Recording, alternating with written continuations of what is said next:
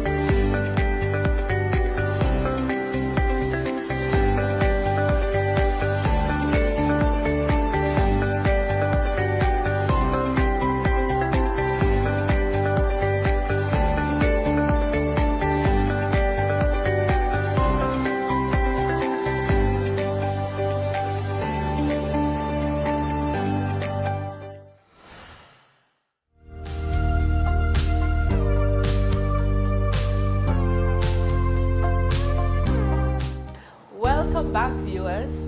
In studio today with us is Miss Alicia Gordon. Alicia is a counselor, family life educator, and addiction specialist who is passionate about youth, family life, and empowering people suffering from addictive disorders. Alicia, thank you so much for being on the show with us today. Welcome. Thank you for having me, Koren. All right. So the first question I want to ask you that will help our parents and viewers, what do we consider addiction to devices? What signs do we look for in our youth to say, yes, he or she is definitely addicted to his or her device? How can a parent tell if his or her child is addicted to devices? We can tell a child is addicted to the device or devices if the child is using the device excessively. Okay. If the child wants to be at somebody's house, if they know that you have a device rule and they want to go to Tom in the afternoon because they know in the afternoon for them it may be reading or some other activity, you may know that your child is addicted to devices because they're trying to find every avenue to get to use this device. Another one is going to bed late or waking up tired in the mornings. You go to your bed, you expect your adolescent, your youth to be in bed, but then they're up playing video games, they're on their phones watching videos. In the mornings, they cannot get out of bed. So you realize that they're up on their devices during the night, and this deprives them of sleep. So another telltale sign is the child always using another person's device in the house. So when their device dies, they turn to somebody else's device. Also, if the internet is off for a little time or the battery dies, they are frantically moving around trying to figure out, how do I connect, or what is going on. They may even ask you, Mommy, what's going on? Daddy, what's going on? I can't connect. And so these are some of the signs. Also, you will see students or even children in the home. When you take away these devices, they cry. They throw a tantrum. Even not only the younger ones, the older ones, they're always scrolling. And if you take away these devices, you realize that, okay, it's like you're taking the very breath from their bodies. Wow. So you realize that they're actually very addictive. And if you always want something in order to feel stimulated, that is addiction in and of itself. Yes. That mimics substance addiction, the same wanting to be stimulated by this device all the time. So these are just some of the signs to show that a child is addicted. Wow, that's a lot. That's really interesting. Their reaction when you take it away, the lengths they will go to use somebody else's own if theirs is not available. That's a lot. And the fact that they would give up sleep to be on these devices. Well, when somebody is on this device all the time and they're using it so much, how does this excessive screen time lead to addictive behaviors? Is there any link between excessive screen time and addictive behavior? There is a link to excessive screen time and addictive behaviors, because what happens, the brain wants what it wants, and if you're feeding it, then you're going to realize that you're going to want more. And that feel-good emotion that you get when you go on the device, you watch a video or you play the game, you're stimulated. So the brain wants that, the body wants that, so it craves that at all times. So that is what, there's a link. And also what you find happening is that when the device is not present, anxiety sets in. Okay, always have to have this device. So the anxiety, and then depression sets in because they're losing sleep. Losing sleep, quality sleep. And once you're losing quality sleep, your body, the rhythm throws off, and you realize that it affects other areas of your life. So this is how it's actually related to addictive behaviors. And also, I must add to that, that you find that children or youth per se will start lying. So dishonesty sets in. Just like addiction, the guilt and the shame. If you catch them using their device when they were told not to use it, they will be like, oh, I wasn't on it for so long. You know, I just had it for 5 minutes, when they know they had it for an hour. So they will try to cover up their tracks. Also, you will find that they will sneak these devices into their rooms. You will tell them, leave the device in the bedroom, in the living room rather, and they will be under the covers. You will see the light as a parent, know that they have the device under there. And those are addictive behaviors, because addicts who are addicted to substances, that's the way they sneak. You find bottles, you see residual, stuff of what they've been using. So it mimics addiction in so many ways. Yes, I can understand that, because if they're going to so many lengths to hide their behavior and to get this device no matter what. Now, how does this affect the child's education? Because if I'm so into my devices and all I want to do is play video games or watch TikTok, when do I have time for schoolwork? Does this behavior affect a child's ability to engage in class or to follow through with their educational goals? It does. And how it affects is that they lose interest into learning rather. So you find that they are disinterested in anything school related. Talk about games, talk about videos, talk about anything device. You see a burst of energy. But when you talk about, okay, this is what you're supposed to be doing, this assignment is due, they're not interested in that at all. So you find the disinterest. Also, what it does, it takes away the interaction. So they do not want to interact. And you find that once the social interaction is taken away, we learn through social interaction because we're a social being. And once that is taken away, you find there's a decline in grades, you find the academic performance drops. So those are some of the ways that it affects learning. Yes. And also to add to that is the time, because they do not have time to study. They do not have time to study. The time that should be spent studying, they're on their devices. So these are some of the issues that may come up as a result of excessive device use pertaining to academia.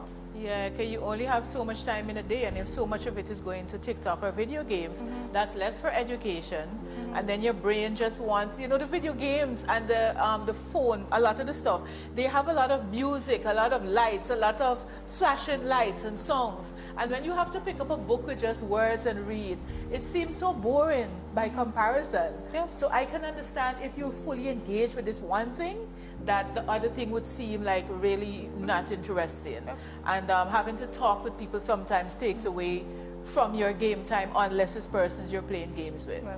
And also the overstimulation drains the energy. So once you're overstimulated by the excessive screen time rather, then you realize that I don't have energy to do anything else. This is all that I'm interested in. Okay, Right. so parents, that's why your dishes are not getting washed. That's why your dishes are not getting washed and the plants not being watered, because the kids are so overstimulated. These activities seem boring. Well, as a counselor, Alicia, how do you help a child? If I bring my 12-year-old to you and said, listen, he's addicted to devices and I need for you to do some counseling with him, what therapeutic measures can you use to really help this child? Firstly, that's a tough one. that's a tough one. However, firstly, we have to move past the hurdle of accepting that there's a problem. Okay. So that child has to realize that, or recognize that, okay, I have an issue here with my device. And once a child admits that, okay, there's a device problem here, I'm using it excessively, then we can move past that. One thing I usually resort to, or one method, is the cognitive behavioral therapy. Okay. And that looks at the thoughts, how the thoughts and the feelings and everything affects the behavior. So we're looking at a behavioral pattern here with the excessive cell phone use. So once we're able to admit that there's a problem, we're able to tackle the behavior.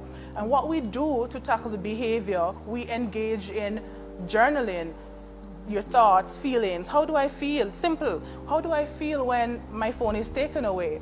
And that brings that child to the realization that I definitely have a problem, because if I'm kicking and screaming when I cannot have my device, or I'm depressed when I cannot get screen time, then something is wrong. So also we look at relaxation techniques. How do I relax? How do I calm? What are some of the activities that I can do outside of a cell phone, outside of a video game, to feel calm and engaged?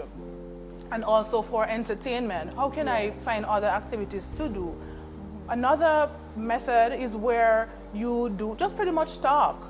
How is it affected you? What are some of the things rather that you do that you would consider harmful to you? So we also encourage coloring, journaling, as I mentioned before. So these are some of the things that we do. And once you can link the behavior back to the symptoms that you're having, and we can work on fixing the behavior going forward. So these are some of the methods that I employ in my practice. Those sound very helpful. My biggest problem is number one, getting that child to admit there's a problem. So I know most parents will, first of all, or the teachers will recognize it's a problem, and then maybe you bring the child in, and when the child starts doing the exercises and starts logging how much time is spent in different things, then they might recognize. But to get them to admit there's a problem, I feel like the parents will see it first and bring them, and then they probably will follow. Right? You remember back in the day, children used to spend a lot of time out in the yard playing cricket, playing football, playing, I don't know if you know about jacks, because you're youngish. I do. I do know about jacks. You play with jacks and marbles and things like that. So we want to help our parents, right? We can't get away from devices. We use it for school. We use it for research, for entertainment. Devices in and of themselves are not bad. It's how we use it. So how do we help parents? I want for you to give our parents some tips. Yeah. How do we help parents to find a balance between healthy device use and not getting to the point of addiction? Where do parents find that balance? Okay, so parents, first we as parents, we have to find the balance for ourselves. We have to find that balance because we are guilty as charged, right? So we have to pay attention to ourselves because we model behaviors for our children, firstly. Secondly, what I would encourage you to do as parents is to set phone rules, set device rules. Okay, what I found helpful is saying, okay, you have an hour or 2 hours device time for the day. And once that time, the child would have exceeded that time or met that criteria, the device is taken away. So we have to be on the lookout for when the child is going over and negotiate. So next time, if you were supposed to spend an hour and you spend 1 hour, 15 minutes. Next time, the 15 minutes will be taken away from that time. So you will have 45 minutes. You will have 45 minutes. Oh. I messed up. That's okay, just continue. I guess you can cut and paste it. Okay, so that child will have 45 minutes. Next thing, what I want to encourage is you spending time with your child. Quality time with your child is important. Absolutely. I know we are busy as adults, as parents, we lead very busy lives. We have to work to take care of our children. However, quality time with our children is important. It's important for us to do that. Encourage activities like coloring, drawing, listening to music, painting, sitting with them, having that talk with them where you are able to engage them in activities, hands-on activities, to encourage their creativity. Koren mentioned earlier hopscotch and jacks. So I know about hopscotch, I know about jacks. These are some of the things that we can bring back with our children. I know we'll say we do not have time, but we have to carve out time to spend with our children. And just encourage them and lead by example. And don't be too hard because we are also working on that ourselves. Yes. Yeah, I'm working on it myself too. I started playing Candy Crush a year ago and I have 2 friends who I'm trying to beat, but I kind of had to limit myself to just like not more than 10 minutes per day because it's not easy. And then also I have this thing on this app on my screen that talks about digital well-being. So every Sunday it tells me how much time I spent on the screen the week before. And where the most time was spent. And I find that very helpful. So every week I feel good when I see, okay, you were on the screen 35 minutes per day less or something like that. Yes. But what you shared are some really good tips. And it's helpful for parents to set an example because we as adults also use our phones for so much that sometimes we can get very reliant on it. And even though we're doing good things on it, the children see us. They don't know we're replying to work email and paying bills. All they know is that we have our phone in the hand all the time. And these young people are very precocious. You know, they're going to say to you, you're telling me to get off of my my phone and you have yours all the time. Right? And so that is very important, the modeling of the behavior. Yes. And we can't even get into the physical implications because that's a whole other discussion. Yes. How it affects our eyes, our back, our necks, the carpal tunnel syndrome. That's a whole discussion for the next time. Definitely. One thing I want to ask you though, is it useful to have digital detoxes? Is that something you recommend also? Digital detoxes are important. Okay. I must share this. I had a client. When we started, she complained of, not sleeping. She didn't get adequate sleep. How old is she? She 12 years old. Okay. And even when she slept, she felt tired. She did not feel rested. Okay. And I recognized that the cell phone or the device use was a problem right there. So we developed this rule that, okay, before bed or 2 hours before bed, you'll put away the devices. So try to finish homework early because I know some of the homework is on the devices. So what we'll do, finish early, 2 hours before, at least an hour and a half, but go for 2 hours.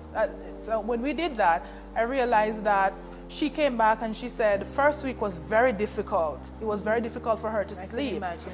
But the second week, she reported sleeping better. Okay. Okay, I got more rest, I got up, I felt like a morning person again because she's a little brighty. She was like, okay, I felt like a morning person again. I was able to make my sandwich. I felt so energized. Wow. So that is one thing that shows that it actually works. Digital detox actually works. Yes, okay. Right. And the digital detox is when you set a specific time. I'm going to go 6 hours without my phone. I'm going to go, it's like a detox. When we do physical detoxes, we stay away from certain things. Same thing with digital.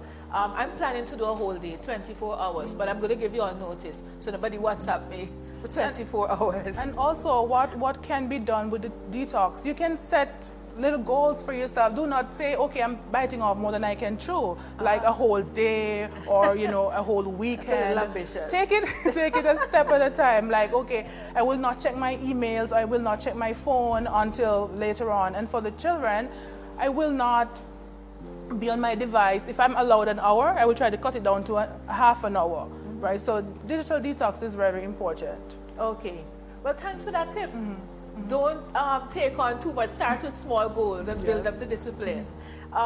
Does this device use, being on social media constantly, using the phone a lot, ignoring family, comparing ourselves with people on social media, when the young people are engaged with this cell phone all the time or the devices, does it affect their mental health in any way? It does affect mental health in the sense that they're always engaged with this device. And you find that, as I mentioned earlier, the interaction, the social interaction, that human element is missing. So they're not able to connect per se. Okay. And sometimes you realize that they get withdrawn, anxiety sets in, depression, and those are some of the ways that it really affects mental health. And the need to always have something outside of yourself stimulates you. So it's, you know, that need to get this, and once it's not there, then I feel like, okay, I'm almost not living. Okay. So it does affect their mental health. All right, so we definitely need that balance. Okay, you've given a message to parents, loud and clear, lots of suggestions. What about educators? Children spend sometimes at home, but they spend a vast majority of their waking hours at school. In terms of educators, what can we do in terms of either educating the children or setting boundaries with them to minimize the risk of device addiction? Well, in most schools, I know for the secondary schools, we have a policy that your cell phone should not be seen. So before school starts, you can use it after school. So during school hours, it should not be seen unless the device is being used for class purposes. Okay. So that's one way of minimizing the use, because you're telling them, okay, you cannot use it between these hours. And if you use it, there's a consequence. So that's one. And also, we need to teach them that it is a tool. Yes. And not something to be used for just entertainment. I love that. I love that. I love that. Technology is supposed to make life easier for us. We're supposed to have the power over it, not that technology have power over us. It's a tool. I love that. Yes. Yes. So once they recognize that it's a tool that helps them to maybe enhance their learning, or it can provide some level of entertainment, but we're talking about the excessive use, then it becomes a problem. Okay. So educators, we definitely need to teach our children. Have the discussion in class. If you're a teacher, family life education, health and family life education is the name of the subject. Yes. Even in primary schools, you can have a discussion with your class. Have them do a debate, you know. What are the benefits or the advantages or disadvantages of the cell phone use or tablet use? Have the children sometimes come up with the solutions themselves, because they don't like to listen to adults as much. They listen to their peers. Yes.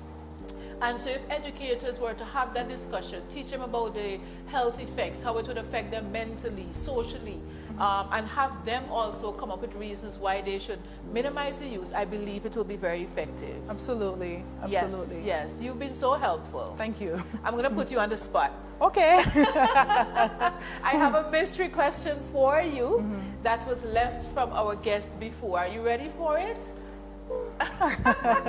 Yes. Okay, you answered everything else so eloquently. So here is your mystery question for today, Alicia. It is generally the belief that financial planning is an activity reserved for the wealthy. Do you agree or disagree? And give one reason for your answer. I'll repeat it. It is generally the belief that financial planning is only for the wealthy. Do you agree or do you disagree? And give one reason for your answer. Financial planning is not just for the wealthy. Okay. And one reason, because we all need to know how we spend our resources. So whatever resources we have, whether it's little or much, we should be able to plan and use our resources wisely.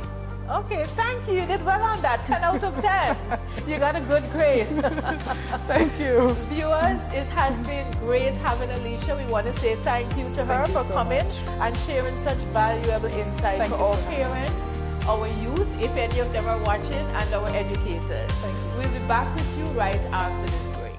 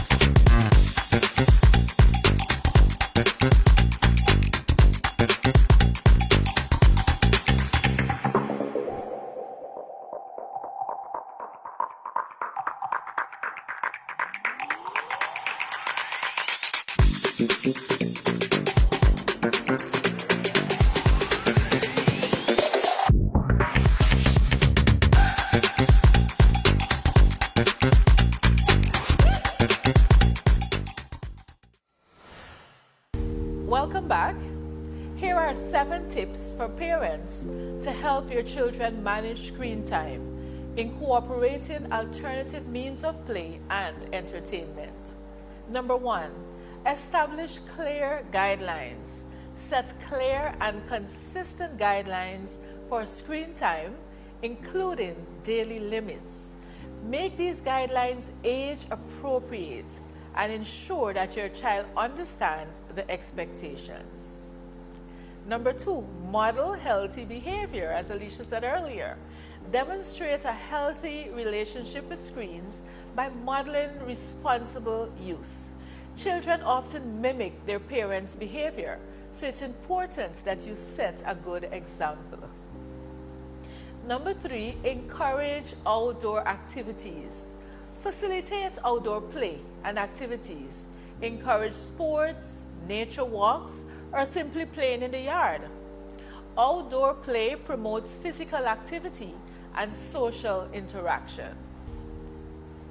Number 4, introduce educational apps that provide engaging and interactive learning experiences. These apps can be valuable tools for educational purposes while incorporating technology in a positive way. Number 5, family game nights. Establish a routine of family game nights where everyone participates in board games, card games, or other non-digital activities. This fosters family bonding and friendly competition. Number 6, limit screen time before bed. Implement a rule of no screens for at least 1 hour before bedtime. Exposure to screens close to bedtime can impact sleep quality, so encourage calming activities instead. Number 7, support extracurricular activities. Enroll your child in extracurricular activities such as sports, music, or art classes. These activities not only provide a break from screens, but also contribute to skill development and social interaction.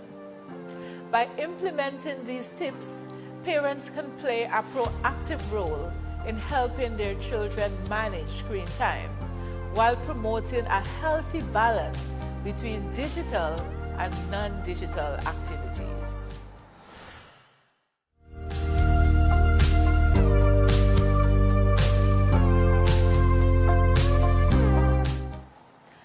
Time now for your golden nugget. We can bring positive energy into our daily lives by smiling more, talking to strangers in line, replacing handshakes with hugs, and calling our friends to tell them we love them.